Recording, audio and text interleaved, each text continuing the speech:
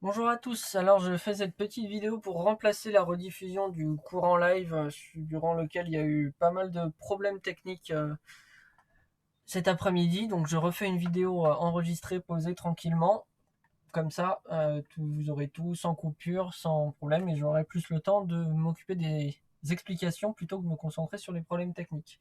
Donc le but du cours d'aujourd'hui, c'est de parler de la qualité de l'eau. Donc c'est dans la continuité de la vidéo que vous avez dû voir et du QCM que vous avez dû faire cette semaine, et de poser un petit peu à l'écrit tout ce que vous avez vu dans la vidéo et aller un petit peu au-delà. Alors le document que je remplis là, je vous le mets il est disponible dans le cahier de texte en même temps que cette vidéo. Vous pouvez le télécharger directement pour le compléter en même temps pour le compléter.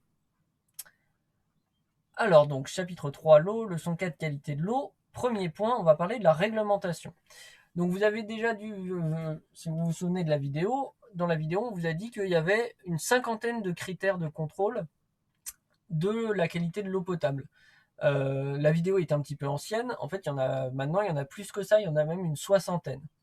Donc en France, l'eau destinée à la consommation humaine doit répondre à une soixantaine de critères différents avant d'être déclarée conforme et potable.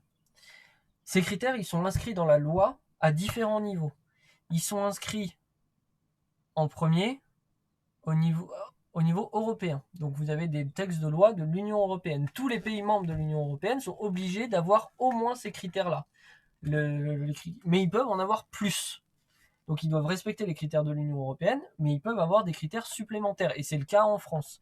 Donc la France, par rapport à l'Union européenne, elle a rajouté des critères. Et elle a rendu plus strict, plus sévère certains des critères qui existaient déjà au niveau de l'Union européenne. Et ensuite, une fois qu'on ajoute aux critères de l'UE les critères nationaux, vous avez en plus potentiellement des critères locaux, donc des critères au niveau des préfectures, au niveau des départements. Des critères locaux. Donc ceux-là, ils sont décidés au niveau soit des conseils départementaux, soit des conseils régionaux, etc. Et donc, si on ajoute tous ces critères, les critères européens, plus les critères français, plus les éventuels critères locaux, on arrive à une soixantaine de critères.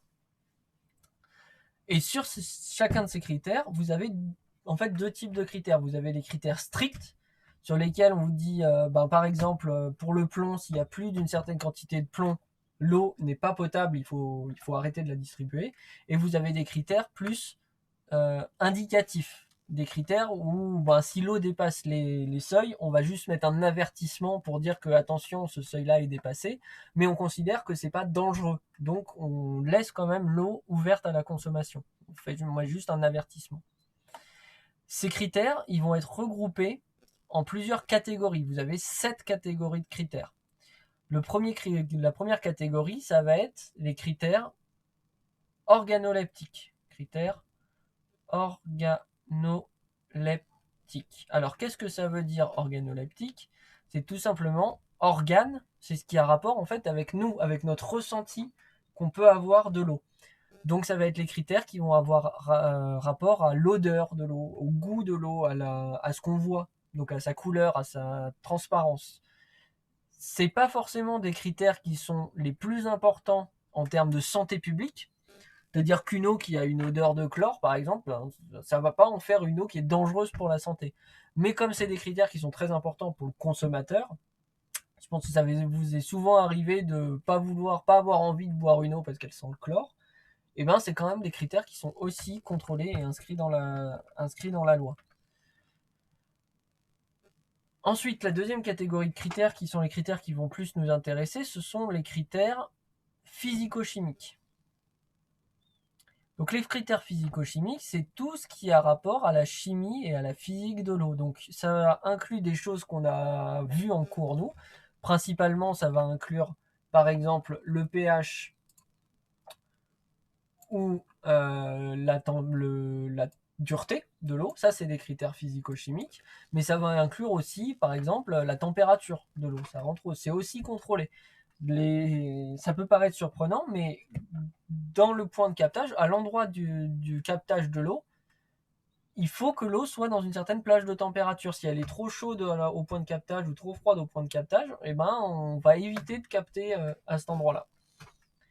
Ensuite, on a tous les critères qui sont rapport avec les substances indésirables. Donc les substances indésirables, c'est les substances qui ne sont pas forcément dangereuses pour la santé, mais qui n'ont rien à faire dans l'eau, qui ne devraient pas être dans l'eau potable.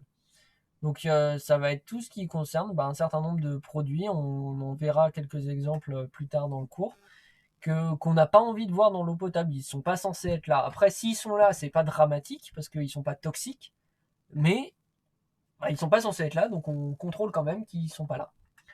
Et ensuite, on a justement les substances, elles, toxiques, qui sont également bien sûr contrôlées.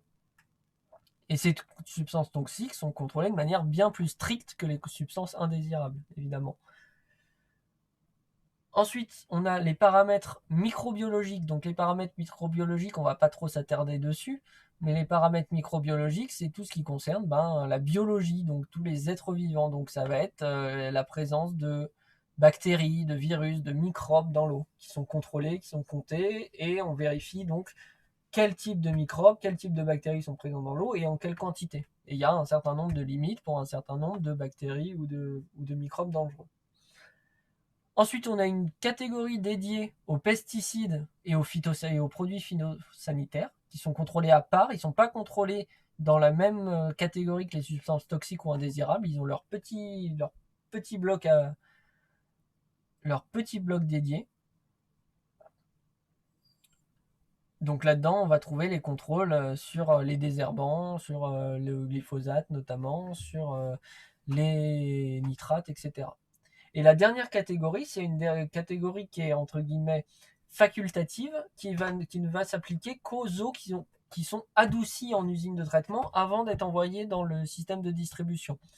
Il y a un certain nombre d'eaux qu'on prend dans la nature qui sont déjà suffisamment douces, il n'y a pas besoin de les adoucir, elles ne sont pas dangereuses pour le système de canalisation qui existe, mais il y a des eaux qui sont trop dures, et donc ces eaux-là, avant de les envoyer dans le système de distribution, on doit les adoucir. Mais comme on les a adoucis, ce qui est un processus physico-chimique, il faut vérifier que les produits qu'on a utilisés pour l'adoucir, on ne les retrouve pas dans l'eau à la fin. Ils ont bien été évacués avant que l'eau aille dans le circuit. Et donc on contrôle un certain nombre de paramètres spécifiques aux eaux adoucies. Et on ne les contrôle pas dans les eaux qui ne sont pas adoucies parce que ces produits qu'on utilise pour adoucir l'eau, ils ne peuvent pas se retrouver dans une eau qui n'a pas été adoucie, c'est pas possible. Et donc ça, c'est la catégorie, les paramètres spécifiques aux eaux adoucies.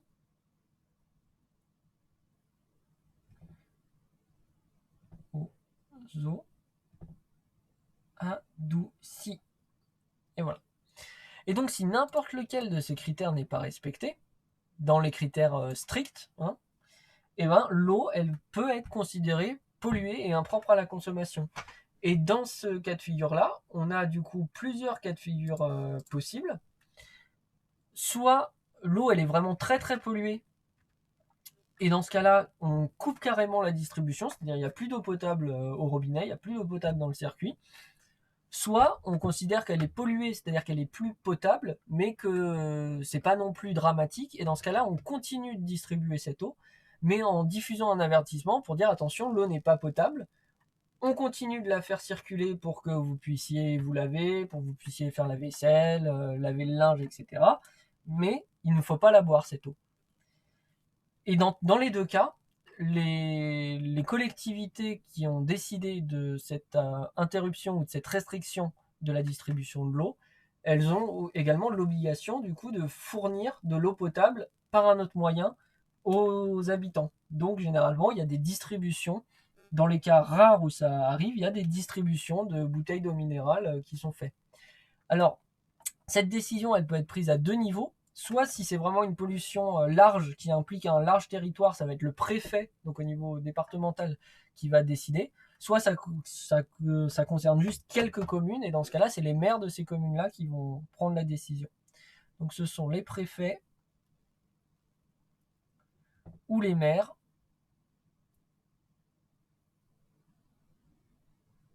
qui ont le pouvoir d'interrompre la distribution d'eau en cas de problème. Et pour tous les points de captage qui existent en France, les résultats d'analyse d'eau sont disponibles sur Internet. Alors, ils ne sont pas forcément faciles à trouver, il faut un petit peu savoir où chercher, mais ils sont disponibles sur Internet, ou alors vous pouvez aller toquer à votre mairie, enfin, pas en ce moment parce que vous n'avez pas le droit de sortir de chez vous, mais en temps normal, vous allez toquer à votre mairie, vous demandez bonjour, j'habite là, je voudrais la fiche d'analyse d'eau qui est concernée par enfin l'eau qui arrive à mon logement, je voudrais sa fiche d'analyse. Et ils sont normalement, ils l'ont et ils sont tenus de vous la fournir si vous la demandez. Alors ces fiches d'analyse, il y en a de deux types, parce qu'il y a deux types d'analyse. Il y a très régulièrement des analyses partielles où on ne contrôle que les critères les plus importants parmi les 60, qui sont un petit peu, on essaye de changer d'une contrôle à l'autre, c'est un peu tiré au hasard, mais on n'en contrôle qu'une dizaine, une quinzaine à la fois. Et moins souvent, mais quand même un coup de temps en temps, ou sur demande express du maire ou du préfet, s'il y a suspicion de problème, une analyse complète où on passe en revue l'ensemble des 60 critères d'analyse. Alors maintenant, on va faire un petit exercice pratique. On va essayer d'aller chercher par nous-mêmes justement une fiche d'analyse d'eau. C'est quelque chose que je vais vous demander de faire vous aussi. Essayez de me trouver la fiche d'analyse d'eau de votre départ, de votre logement, en fait, qui concerne l'eau qui arrive chez vous. Et donc, on va le faire ensemble. Donc, pour faire ça, déjà, on a besoin d'internet. On a besoin d'un navigateur internet. Voilà, ici. On va sur le site du ministère de la Santé. Donc, on tape ministère de la Santé. Alors on tape ministère en tapant ministère, pas en tapant quelque chose qui ne ressemble à rien. Ministère de la Santé. Et c'est le premier résultat, on arrive ici, sur le site du ministère de la Santé. Hop. En arrivant ici, on va aller dans Santé et Environnement. Là. Alors il faut le savoir, hein, mais c'est ici que ça se cache. Et dans Santé et Environnement, on a un truc ici, eau. Et dans eau, on a eau du robinet, eau conditionnée. Donc eau conditionnée, c'est les eaux en bouteille, eau thermale, etc., etc. Et donc, pour trouver ma fiche d'analyse d'eau, je vais aller dans eau du robinet. Et ça m'amène ici, où j'ai une page qui nous explique globalement un petit peu ce que je viens de vous expliquer. Et si je clique là, eaupotable.santé.gouv.fr, j'accède à une carte où je peux aller chercher mon eau à moi. Donc moi j'habite Auvergne-Rhône-Alpes, ça m'emmène ici. Je vais choisir mon département, Haute-Savoie. Je vais choisir ma commune. Alors, est-ce qu'elle existe? Est-ce qu'il y a un captage directement chez moi? Oui, Mont-Saxonnet. Et là, alors, j'ai deux quartiers, les deux quartiers. Moi, je suis concerné par le chef-lieu, je ne suis pas à Loup. Je vais faire rechercher. Et voilà, j'ai ma fiche d'analyse d'eau. Dans cette fiche qu'on va passer en revue rapidement, mais on y reviendra après quand vous aurez trouvé la vôtre personnelle. Vous avez la date du prélèvement, c'est obligatoire. Vous avez la commune et l'installation, c'est-à-dire l'installation, c'est le nom précis du point de captage en particulier qui nous intéresse là. Vous avez le nom du service public qui s'occupe de la distribution et de l'analyse, etc. Vous avez le résumé de conformité. Là, ça vous dit juste, est-ce que c'est bon ou pas. Donc, si vous voulez juste être sûr que c'est bon, vous regardez là. Et après, vous avez le détail de tous les critères qui ont été testés ce jour-là. Donc, vous voyez, il n'y a pas les 60, il n'y en a qu'une sélection parce que tout n'est pas testé à chaque fois. Mais vous avez toutes les valeurs et vous avez les limites et les références. Donc, limite, ça veut dire si ça dépasse cette limite, l'eau, elle n'est pas potable, on arrête tout, stop. Et la référence, là, par contre, c'est pour dire, si ça dépasse, c'est pas forcément dangereux. L'eau, elle n'est pas non plus non potable, mais elle n'est pas top, quoi. Donc vous avez la différence là entre les critères qui sont stricts et les critères qui sont plus qualitatifs.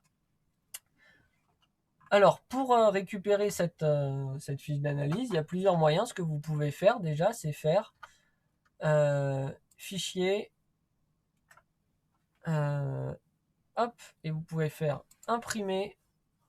Et là, normalement, alors, soit vous l'imprimez directement comme ça, soit vous l'enregistrez. Et donc, pour enregistrer ça, il n'y a pas 36 moyens, hein, il n'y a pas encore de bouton télécharger la fiche, malheureusement.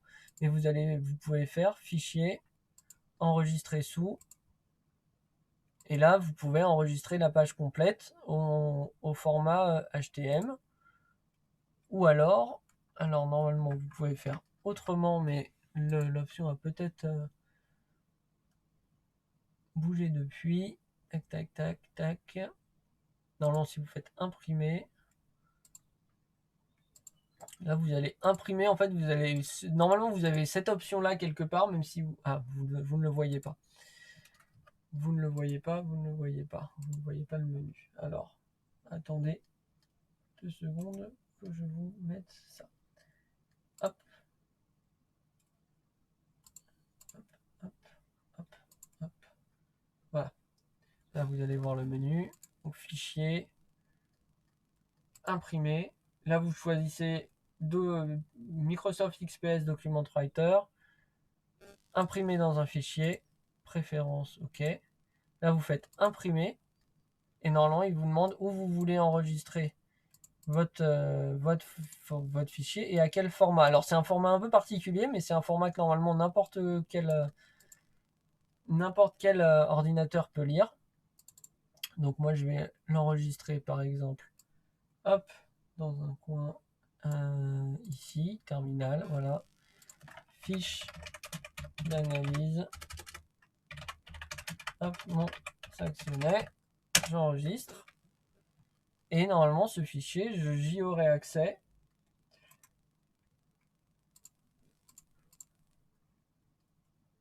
Je peux le retrouver maintenant sur mon ordinateur et l'ouvrir et je peux l'envoyer surtout. Donc c'est ce fichier-là que je vous demanderai de m'envoyer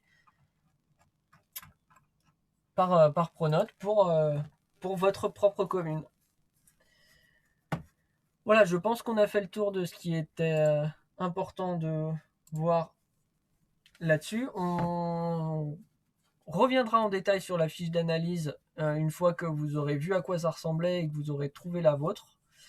Je vous tiendrai au courant par Pronote de comment vont se passer les prochains cours. Est-ce qu'on réessaye par YouTube? Est-ce qu'on réessaye par un autre moyen pour éviter les problèmes techniques qu'on a eu aujourd'hui? Dans tous les cas, je vous mets tout ce résumé là sur Pronote. Et ma foi, je vous souhaite une bonne journée.